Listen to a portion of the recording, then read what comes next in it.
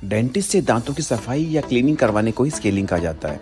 इससे बहुत फ़ायदे हैं, जैसे कि मसूड़ से खून आना या फिर बदबू आना या दांतों पे जो चाय, कॉफ़ी या तंबाकू के निशान होते हैं सारे मिट जाते हैं। इसलिए स्केलिंग एक बहुत ही फ़ायदेमंद चीज़ है। ये एक अल्ट्रासोनिक इंस्ट्रूमेंट की वजह से होता है। जो वीडियो में आप देख रहे हैं यही अल्ट्रासोनिक इंस्ट्रूमेंट है। ये वाइब्रेशन करता है, यानी कि कंपन की वजह से स्टेन्स को निकालता है। हम जैसे ही इस इंस्ट्रूमेंट को स्टेन के कांटेक्ट में लाते हैं, स्टेन्स ऑटोमेटिकली रिमूव हो जाते हैं।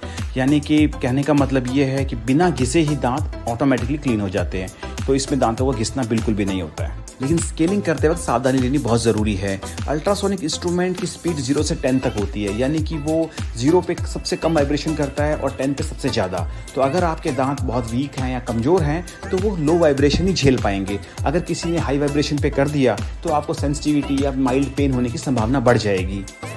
और स्केलिंग के रिजल्ट को आप अच्छे से इस वीडियो में देख सकते हैं कि दांत कितने अच्छे से क्लीन हो चुके हैं। गम इन्फेक्शन भी स्केलिंग से ट्रीट होते हैं।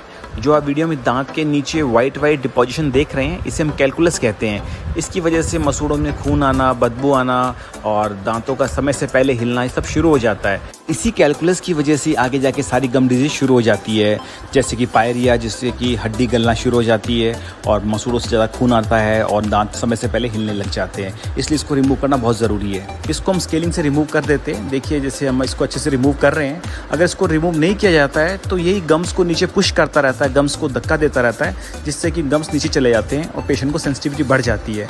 इस वाइट कलर के कैलकुलस के निकलने के बाद में हमें कालीपन सा महसूस होता है। ऐसा लगता है जैसे दांतों के बीच में जगह बन गई है, लेकिन वो धीरे धीरे गम्स उस जगह पे आ जाते हैं और कुछ ही दिनों में ये प्रॉब्लम सॉल्व हो जाती है। लेकिन स्केलिंग करने का फ़ायदा तभी होगा जब ये टाइम से की जाए। ज़्यादा लेट करने से यही गम इन्फेक्शन, जिसको हम जिंजिवाइटिस कहते हैं, पायरिया में कन्वर्ट हो जाता है। पायरिया एक हड्डी गलने की बीमारी है। एक बार ये बीमारी हो जाए तो धीरे धीरे मसूड़ों के बीच की जो हड्डी है वो गलने लग जाती है, जिससे कि दांत समय से पहले निकलना शुरू हो जाते हैं, ज़्यादा बदबू आने लग जाती है और भी गम्स की नई नई बीमारियाँ शुरू हो जाती है। इसलिए स्केलिंग को हमेशा टाइम से ही कराना चाहिए। स्केलिंग करते वक्त दांतों को चारों तरफ से साफ़ किया जाता है और जनरली स्केलिंग एक ही विजिट में कंप्लीट हो जाती है, यानी कि पेशेंट को सिर्फ एक ही बार आना होता है स्केलिंग करवाने के लिए। कभी कभी टोबैको स्टेन्स या चाय कॉफ़ी के निशान जिन पेशेंट्स के ज़्यादा होते हैं उनको हम 2 या 3 बार बुलाते हैं। अदरवाइज़ मोस्टली ये एक ही विजिट में कंप्लीट हो जाती है। जब आगे के दांतों को अंदर से साफ़ किया जाता है तो स्केलिंग करने के बाद में पेशेंट को हल्की हल्की सेंसिटिविटी या खालीपन सा महसूस होता है, क्योंकि जीभ बार बार वहीं जाके टकराती है। ये दोनों प्रॉब्लम 2 या 3 दिन में ऑटोमेटिकली ठीक हो जाती है।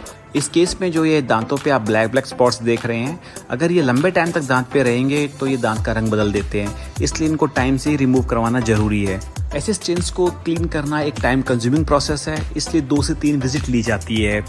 और अगर यही स्टेन्स लंबे टाइम तक दांत पे रहते हैं तो इससे दांत का रंग बदल सकता है, इसलिए इसको टाइमली रिमूव करना ज़रूरी है।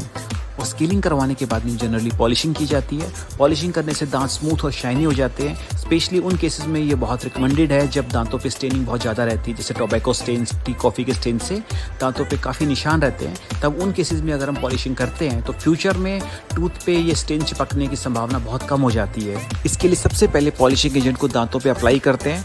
2 से 3 मिनट वेट करने के बाद में माइक्रो मोटर मशीन से धीरे धीरे दांतों की पॉलिश की जाती है। ये पूरा प्रोसेस 15 से 20 मिनट का होता है और इससे टीथ एकदम स्मूथ और शाइनी हो जाते हैं। That's why polishing is always recommended after scaling. और स्केलिंग करवाने के बाद में कुछ प्रिकॉशंस लेना ज़रूरी होता है, जैसे कि 24 आवर्स तक बहुत गर्म और बहुत ठंडी चीज़ें लेना अवॉइड करें। अदरवाइज दांतों में थोड़ी झंझनाहट या सेंसिटिविटी हो सकती है।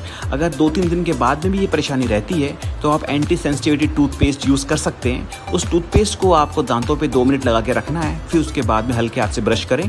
इसके साथ में एंटी सेंसिटिविटी माउथ वॉश भी आता है जो इजीली अवेलेबल रहता है मार्केट में। उसको भी आप सुबह और शाम करेंगे तो कुछ ही दिनों में सेंसिटिविटी बिल्कुल ठीक हो जाएगी।